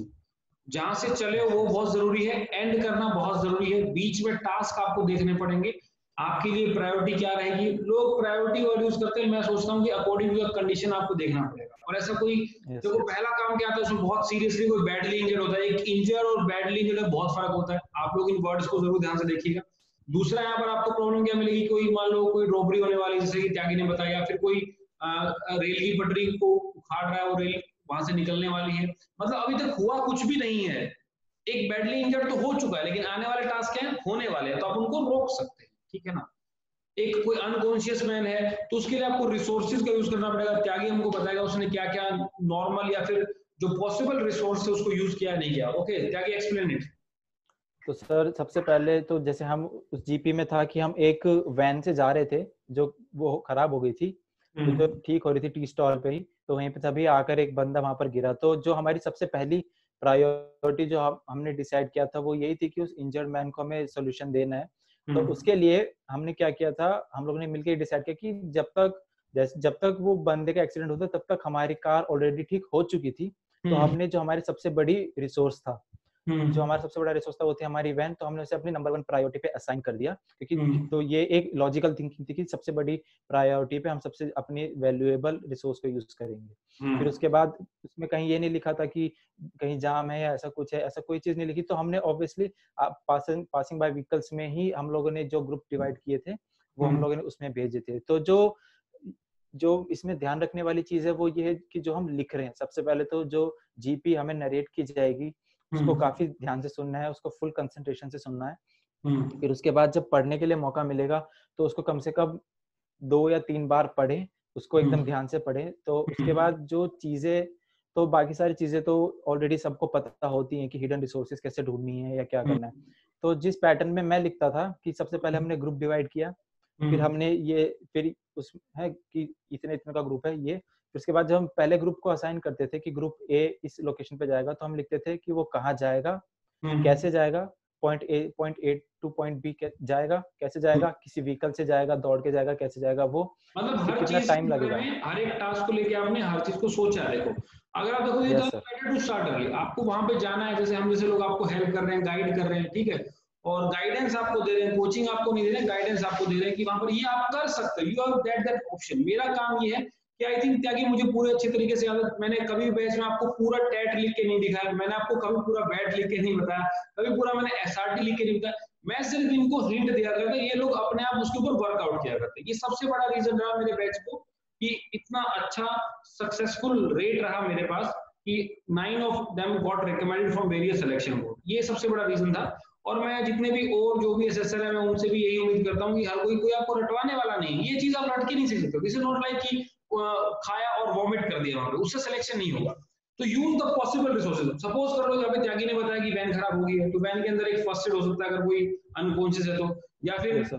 पक्का रास्ता है तो आप कच्चे रास्ते को follow कर लो, कच्चे रास्ते में गाड़ियां चलती हैं, वहां पर विलेजर आपके पास है, किसी गांव में हम लोग पुलिस स्टेशन पे जूम कर सकते हैं, वहां पे लिखा होता है, या फिर हम लोग विलेजर को एक एज ए रिसोर्स यूज कर सकते हैं, ट्रैक्टर हो सकता है, कोई छोटा व्हीकल हो सकता है, उसको हम यूज कर सकते हैं इन द केस ऑफ जीपी। अच्छा त्यागी बात नरेशन पे आते हैं, नरेशन के अंदर भी काफी भसड़ मस्ती होगी, कोई ये बोलेगा कोई ये बोलेगा, तो उसको तुमने कैसे डील किया? सर उसके लिए तो मैंने ज्यादा कुछ नहीं किया, मेरा मेन फोकस हमेशा टाइम और डिस्टेंस पे ही रहा है, क्योंकि टाइम और डिस्टेंस ही सबसे ज्यादा इंपॉर्टेंट चीज होती है जीपी में। तो मैं ये मान के चलता था कि अगर कोई कच्चा रास्ता है और कोई कार है तो वो 1 किलोमीटर 1 मिनट में तय करेगा, और अगर वही कार कच्चे रास्ते पे जा रही है तो वो 2 मिनट लगेगा उसको 1 मिनट। तो ये एक तरीके से मतलब फॉर्मूला मैंने अपने दिमाग में रख रखा था, तो मेरी कैलकुलेशन बहुत जल्दी हो जाती थी। तो शायद क्योंकि वो ऑब्वियसली काफी भगदड़ वहां पे मचती है, वहां पे सब एक दूसरे को काट रहे होते हैं, तो मैं भी अपना नॉर्मल अच्छी आवाज में बोलता गया। हैं, और मुझे लगा कि जीटीओ ने मुझे सुन लिया था, मेरे पॉइंट्स को सुन लिए थे, तो इस वजह से तो मैंने ज्यादा कुछ वो नहीं किया, मैं बस अपने लॉजिकल पॉइंट्स बोलता रहा और ये उम्मीद यही कर था कि जीटीओ मेरी बात किसी तरह से सुन ले, मैं इतना लाउड हूँ कि जीटीओ मेरी बात सुन ले।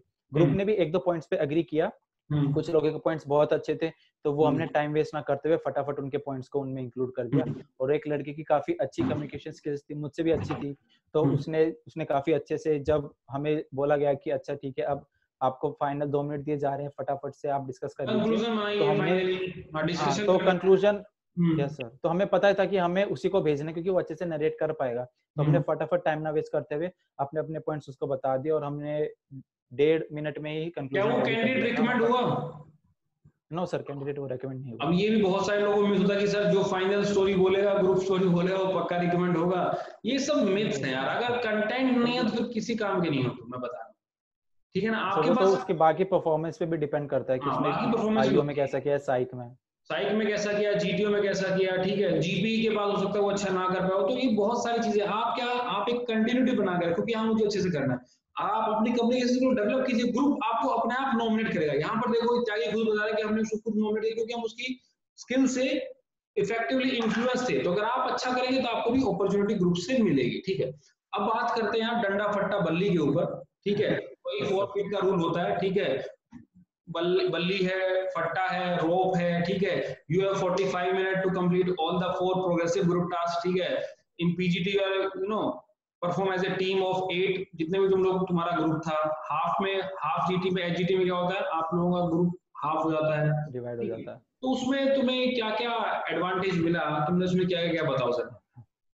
तो सर जो पीजीटी था, पीजीटी में एक तो सभी इंस्ट्रक्शंस को ध्यान से सुनना बहुत ज्यादा जरूरी होता है, एक भी इंस्ट्रक्शंस को हम लाइटली नहीं ले सकते। सभी इंस्ट्रक्शन को ध्यान से सुना, तो फिर हमने, क्योंकि पहले और दूसरे ऑब्स्टिकल्स कंपैरेटिवली बहुत इजी होते हैं, तो मुझे आइडिया था, एक्सपीरियंस था कि सब लोग इन 2 पे तो एकदम से शुरुआत करेंगे कि कोई फट्टा रखता ही हो गया होगा, दूसरे में शायद बल्ली का भी किया गया होगा, तीसरे में दोनों का यूज किया होगा ना, मतलब वो जो डिफिकल्टी लेवल बढ़ता है वो। यस सर, तो फर्स्ट पे मेरी अप्रोच यही थी कि मैं फटाफट से जो जिस पोजीशन पे हमें जाना था, जिसके आगे हमें ब्रिज लगाना था, तो उसके रास्ते तक के लिए जो ब्रिज बनना होगा वो मैं तैयार करूं, क्योंकि वो एक स्टैंड था जो इतना ऊपर था, तो ऑब्वियसली वर्टिकल रूल लगता था, तो हम डायरेक्ट उस पे जा नहीं सकते। तो मैंने सीधा बल्ली ली, लगाया और एक तरीके से अपने पैर से होल्ड किया और सबको मोटिवेट किया कि चढ़ो चढ़ो। यही रूल लगा हुआ है ना, मतलब पीछे कहीं ना कहीं वो दब जाएगा, आगे कहीं ना कहीं वो दब जाएगा, यही रूल लगेगा। जो मेरा हाथ आप देख रहे हैं, मतलब ये वो जगह है, मतलब ये मान लो है तो हाथ मेरा क्या उसको पीछे से रोकेगा और आगे उसके ऊपर आप चलेंगे तो यहाँ से वो ऊपर चलाएगा, मतलब वो गिरेगा नहीं नीचे, ठीक है। हमेशा कोई ना कोई, आप जितने भी ऑब्स्टेकल है वहां पे लूप होल ढूंढो, कहाँ पे वो लग सकता है, कहाँ पे वो टिक सकता है। अगर आप घर बैठ के भी, ये कोई जरूरी नहीं कि आप जीटीओ ग्राउंड पे, मतलब आपको पहले कोचिंग लेना बहुत जरूरी है, सिंपल सा एक पजल टाइप गेम होता है, लेकिन इसके रूल्स को सीखना बहुत जरूरी है। उसकी पूरी एड्रेस जो आपको जीटीओ का उसको सुनना बहुत जरूरी है। रेड को आप टच नहीं कर सकते, ब्लू के ऊपर आप कोई हेल्पिंग मटेरियल नहीं रख सकते हो, व्हाइट आप दोनों के लिए क्या है, एकदम आप उसके ऊपर खड़े हो जाते हो, आप उसके ऊपर स्टडी आपका जो मटेरियल आपका जो हेल्पिंग मटेरियल वो भी आप यूज कर सकते हो। चलो, ये तो तुमने कितने ऑब्स्टेकल किया आउट ऑफ 4 पीजीटी में, तुम्हारे ग्रुप में? पीजीटी में हम लोगों ने 4 के 4 कर लिए थे सर। बहुत बढ़िया रहा। ऐसा बहुत कम होता है कि चारों के चारों कर ले, अगर ग्रुप कोई अच्छा है तो बहुत बढ़िया बात है, अदरवाइज तो लोग वहां पर एक दूसरे के आइडिया को काटने में ही लग जाते हैं। आप ध्यान रखना, अब क्या की वही बात आ गई, अगर आप कैप्टन है टीम के और अगर आपको योगदान नहीं दे रहे तो कब तक कैप्टन रहेंगे, मतलब टीम का हिस्सा तब तक बने रहेंगे जब तक आप उसके अंदर सपोर्ट करते रहेंगे। Am I right Tyagi? Yes sir, definitely sir. तो फर्स्ट और सेकंड ऑब्स्टेकल तो कंपैरेटिवली इजी होते हैं, तो वहां पे मेरा मेन कंट्रीब्यूशन यही था कि लोगों के लिए एक ब्रिज रेडी कर सकूं ताकि वो अपना सजेशन दे सके। मुझे ये पता था कि थर्ड और फोर्थ कंपैरेटिवली हार्ड होते हैं, मुझे नोट्स वगैरह आती थी, मुझे ब्रिज देख के वो एकदम से समझ में आ गया कि इस तरीके से जुगाड़ बिठाया जा सकता है। तो मैंने एक लड़का, तो मैं ऊपर चढ़ा और मैंने एक हेल्पर को बुलाया अपने साथ ही, फटाफट से नॉट बांधी। तो नॉट में फिर ये था कि नॉट में हल्का सा एरर था कि वो टच कर रहा था। तो जब मेरा दोस्त बांध रहा था तो मैंने उसको सजेस्ट किया कि तुमने रोप गिरा दिया नीचे, उसको वापस उठाओ, क्योंकि रूल टूट जाता। Yes sir.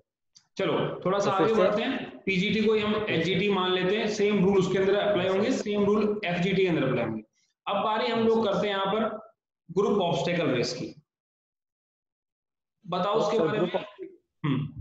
Group obstacle race में हमारी स्ट्रेटेजी यही थी कि हमारे ग्रुप में 4 लोग ऐसे थे जो अच्छे खासे वेल बिल्ड थे और 3 लोग ऐसे थे जो लोगों की इतनी स्ट्रेंथ नहीं थी। तो सबसे पहले तो हमने क्या किया, जो हमारा वॉर क्राई था वो हमने छोटा ही रखा ताकि किसी की सांस ना फूले, क्योंकि वॉर क्राई को हमें छोड़ना नहीं था। तो जितना क्या लंबा रखा वॉर तुम क्राई लोग होगा वॉर उतनी क्राई सांस फूले, तो हमने सिंपल वंदे मातरम ही रखा था। में? चलो बढ़िया। हाँ, ताकि सब लोग बोलते भी रहें और कोई थके भी ना। तो हम हाँ। लोगों ने ग्रुप डिवाइड किया कि 2 जो लंबे लोग होंगे वो आगे और 2 लंबे पीछे, और बीच में सभी लोग को जाएंगे। तो मैं आगे रहता ही था और वॉर क्राई की जिम्मेदारी भी मेरी थी कि मैं सबको एकदम बोलता रहूं कि वॉर क्राई बोलते रहो बोलते रहो। तो धीरे धीरे करके हम लोगों ने मेक श्योर किया कि सभी के सभी जो लोग ज्यादा फिजिकली इतने स्ट्रांग नहीं थे उनको हमने प्रायोरिटी दी कि वो आए, क्योंकि हम लोग तो आ सकते थे आराम से। मतलब तो उन उनका लोगों को आपको हेल्प करना है जो वहां पर, देखो यहाँ पर स्नेक रेस में तो कोई कंपटीशन नहीं कि आपको टॉपर आना है, टीम परफॉर्म कर रही है, तो ध्यान रहे आपका कोई भी साथी पीछे ना छूटे। कमजोर है उसको क्या करो, आप हेल्प करो।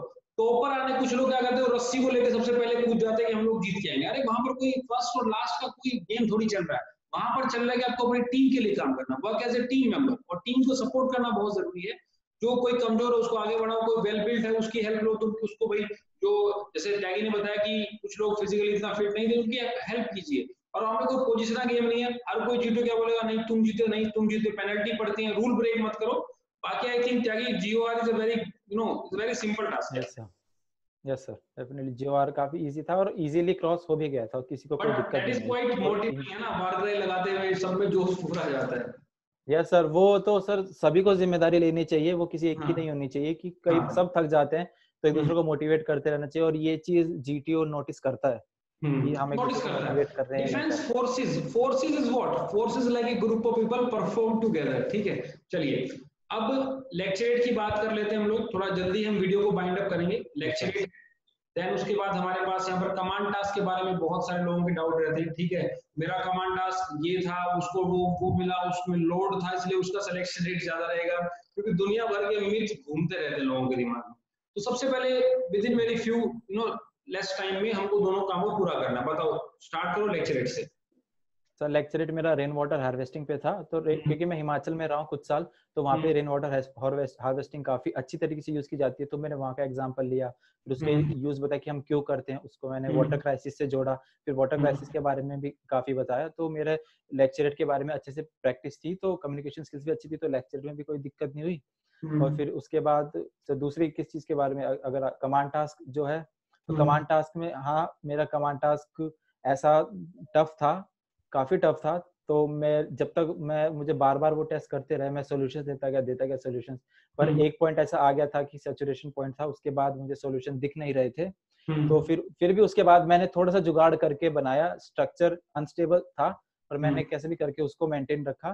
तो कमांड टास्क में भी मेरा काफी अच्छा गया था। और मैंने क्या किया था, क्योंकि मैंने एक थोड़े, कई लोगों को ये रहता है कि किसको बुलाएं किसको नहीं बुलाएं, तो मैंने एक हेल्दी लड़के को बुलाया था, पर मुझे जानबूझ के जीटीओ ने मना कर दिया था कि नहीं तुम उसको नहीं बुलाओगे, तुम किसी और को बुलाओ। तो फिर मुझे रैंडमली किसी और को बुलाना पड़ा था। तो पर ये था कि सभी, और जो कमांड टास्क में जो चीज मैंने की थी जो शायद दूसरों ने ना की थी, वो था अपने ग्रुप को अच्छे से एड्रेस करना, कि जब वो आपका टास्क कंप्लीट करा ले तो उनको थैंक यू जरूर कहें, क्योंकि वो हमारे साथ हमारी हेल्प करते, उनको थैंक यू डिजर्व करते हैं और उनको अच्छे से ट्रीट करना चाहिए। देखो, जब भी आप सपोर्टिंग को बुलाते हैं, मे बी वो पूछता है आपसे किसको बुलाना चाहोगे, चेस्ट नंबर 5 एंड 6 उनको बुलाइए, ठीक है। एक नॉर्मल सा हैंडशेक कीजिए, नॉट लाइक कि पूरा ही झप्पी पा लेनी है भाई, ठीक है। सिंपल उनको बताओ ये प्लैंक है, ये बल्ले है, फट्टा है, this is the start line, this is the finish line, we have to finish the task, और जो मैं आपको कहूँ वो आपको करना। वहां पर ये नहीं कि अगर तुम कमांडर बन गए हो तो commander, I am the commander, you can do that, ऐसा नहीं होना चाहिए। एक कमांडर एक अच्छा हेल्पर भी होता है, एक leader is always a good helper. ध्यान रखना, एक अच्छा leader always make sure that leader is always lead by example। Leader एक अच्छा लिसनर भी होता है और एक लीडर अच्छा एक हेल्पर भी होना चाहिए, ठीक है। तो आपको एक टीम ग्रुप में काम करना पड़ता है, जो भी डिफिकल्टी लेवल में, वही again I think Tyagi rules remain same for the PGT, HGT, CT and FT, all the rules remain same. वही फॉरफिट रूल है, ये रेड है, ये ब्लू है, ये व्हाइट है, ये सब चीजें वही। ऑलराइट, इंडिविजुअल ऑब्स्टेकल के बारे में थोड़ा बहुत चर्चा कर दो with in very less time. बताओ। 8 किए थे मैंने, ज्यादा स्ट्रेस नहीं करते क्योंकि मैंने चाहता था कि मुझे कोई इंजरी आए ऐसा कुछ आए, तो मैंने 8 ही किए। मैं 9 तक भी पहुंच रहा था पर तभी बेल बज गई थी। तो अपने आप को फिजिकली मेंटेन रखना सभी के लिए इंपॉर्टेंट है, अगर जो फोर्सेज जाए 7 से 8 करना बहुत हेल्दी है।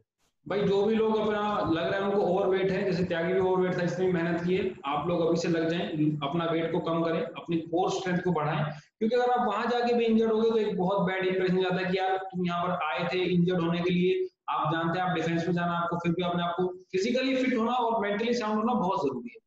अच्छा, जीडी ने तुम्हारा थोड़ा सा एक इंटरव्यू कंडक्ट किया होगा, उसमें क्या कुछ रहा? यस सर, उनसे तो उन्होंने मेरे फैमिली के बारे में पूछा। Sir wing commander Biju. अच्छा बताओ। तो उन्होंने उन्होंने मेरे बारे में यही पूछा कि अच्छा कि कहाँ जॉब कर रहे हो, क्या कर रहे हो, फैमिली कहाँ से है, मदर फादर क्या करते हैं, सिस्टर क्या करती है, यही सब चीजें पूछा और फिर उन्होंने मुझे ब्रीफ करना स्टार्ट कर दिया था। कोचिंग लिया नहीं ली ऐसा कोई डिस्कशन चला? ना सर, ये क्वेश्चन मुझसे नहीं पूछा गया कि ना इंटरव्यू में ना आपसे इसमें पूछा गया? ना सर, इंटरव्यू में भी मुझसे पूछा गया था तो मैंने बता दिया था कि हाँ कि मैंने वेरियस सोर्सेज से लिए, कि मैं पहले जहाँ पे कोचिंग जाया करता था तो मैं, क्योंकि वहाँ पे लाइफ टाइम के लिए मुझे अलाउड था कि मैं जब तक मेरे अटेम्प्ट से मैं वहाँ जा सकता हूँ, तो मैंने उसके बारे में बताया उन्हें कि मैं वहाँ पे जाता था अपने फ्री टाइम में, जब जॉब से किसी दिन छुट्टी होती थी या कुछ होता था। फिर मैंने अपने एक नॉन जानने वाले थे विंग कमांडर रिटायर्ड के तिवारी, उनके बारे में बताया कि मैं उनको जानता था, तो बीच बीच में सजेशन लेता था। और फिर मैंने अनअकैडमी के प्लेटफॉर्म के बारे में भी उनसे बताया कि मैंने वेरियस सोर्सेज से अपने आप को इस बार प्रिपेयर किया है। अच्छा ताकि how is your experience on Unacademy platform? एक काफी अच्छा था। होना चाहिए, इसका मतलब ये नहीं हम लोग काम कर रहे हैं तो बढ़ाई करेंगे, आप खुद एक कैंडिडेट से पूछेंगे हम लोग। मुझे सबसे अच्छी बात ये थी कि कोई भी चीज यहाँ पे थोपी नहीं गई थी कि ये लिखो, जो आ रहा है उसी को नेचुरली, सबसे ज्यादा इंपॉर्टेंट वो था कि नेचुरली उसको प्रेजेंट करे। एक और तुम्हारा उसमें जो फ्रेंड तुम्हें कमियां बहुत मिस करता है, वो बार बार ग्रुप पे आता है, his name is Hemant, I hope you remember that. हैं। यस सर, वो मेरे साथ एसएसबी में था सर। हाँ, हम लोग काफी डिस्कशन होता था हम लोगों का। ही टोल्ड मी सर वो रिकमेंड हो गया, मुझे भी रिकमेंड कराओ। मैंने कहा यार तुम मेहनत करोगे तो तुम भी हो जाओगे, मेरा रोल इसमें कुछ भी नहीं है, मैं यहाँ पर ये बेनिफिट नहीं लूंगा कि मैंने इसको पास कराया, ये मेरी सफलता नहीं, मेरा सिर्फ एक गाइडेंस रहता है भाई ये मत करो, बाकी तुम कुछ भी करो, ठीक है। ये नहीं है कि मैं पूरा इसे ले लूंगा। हाँ, इस लड़के की मेहनत है, डिटर्मिनेशन मुझे दिखता था। और भी जैसे एक लड़की सौम्या थी, जैसे रजत था, हिमांशु थे, ठीक है, कई सारे बच्चे थे जिन्होंने मतलब अच्छा परफॉर्म किया, back to back discussion doubt चलता था। तो ओवरऑल मेरा आप सब लोगों से यही कहना है कि मेहनत कीजिए, बिना मेहनत के कोई चमत्कार नहीं होगा, मिरेकल कुछ नहीं होने वाला। कभी तुम सोचो कि हाँ कैप्सूल की तलाश में बहुत रहते हैं लोग त्यागी, मुझे कैप्सूल मिल जाए। नहीं सर, वो तो अपनी मेहनत है और ऑनेस्ट इनपुट्स मिलना सबसे ज्यादा इम्पोर्टेंट है, जो ऑब्वियसली मिलाई, जो रियल की। कई बार अगर कोई मेरा स्टोरी अच्छी नहीं होती थी, उस पे जो मुझे क्रिटिसिज्म मिलता था उसको अच्छे से लेना बहुत जरूरी था, और उसमें क्या कमियां थी उसको ठीक करना। तो एक अच्छा क्रिटिसिज्म मिला है वो, तो उसकी वजह से मेरी स्टोरीज में इम्प्रूवमेंट आई है। चलो तुम पार्टी कब दे रहे हो मुझे पहले ये बताओ। सर लॉकडाउन खत्म होते ही। चलो this time Tyagi will see you in POP, ठीक है, पासिंग आउट में तुमसे मिलेंगे इस बार यार, एंड आई होप सो इस बार 5 thank you sir. 9 out of 9 में तुम्हारा स्कोर कितना है एफकेट में? सर 188 है और टेक्निकल में 60, ईकेटी में 60। तो कोई रोकने वाला नहीं है भाई, ठीक है। होप्स तो देखते हैं मेरिट में क्या पोजीशन आती है। और इस बार आउट ऑफ 9 में से आई थिंक 5 लोग तो जाने चाहिए, तो पांचों के साथ इस बार पीओ में मिलेंगे। रिमेंबर दिस गाय, ठीक है, देखना यूनिफॉर्म में कैसा लगेगा, एक अलग ही तुमको चमक दिखेगी। चलो Tyagi, see you soon, will make sure we will make on medical. तो सब लोगों से भाई मेरा मैसेज, जो भी डाउट हो वो आप डिस्क्रिप्शन बॉक्स में लिंक भी है मेरा प्रोफाइल को, वहां फॉलो कर लेना, ठीक है। मेरा नाम प्रतीक दलाल है और मेरे कोड को जरूर यूज करना, 10% आपको ऑफ मिलेगा। साथ में मेरे कोर्सेज रेगुलर आते रहते हैं, ठीक है। और जल्दी मैं जितने मेरे कैंडिडेट जो रिकमेंड हो रखे हैं, कईयों का तो ऑल इंडिया रैंक 1 भी रहा है, तो उनको भी मैं लेके आऊंगा, आप लोगों के साथ में डिस्कशन करेंगे उनकी क्या स्ट्रेटेजी थी। आपको बहुत कुछ सीखने को मिलेगा कि बच्चे ने क्या किया, आप क्या कर रहे हो, क्या आपको करना चाहिए, ये मैं आपको सारी बात बताऊंगा। ठीक है Tyagi, thank you so much. Thank you sir, thank you sir. Bye, जय हिंद। जय हिंद सर। चलिए।